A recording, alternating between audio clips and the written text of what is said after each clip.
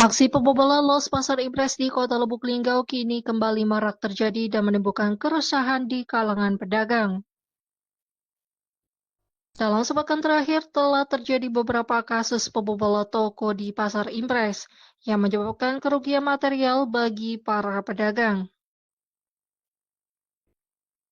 Pedagang juga dihimbau kembali untuk meningkatkan kewaspadaannya dengan mengunci ganda toko dan melaporkan kepada pihak berwajib jika mengetahui atau mengalami aksi pembobolan toko.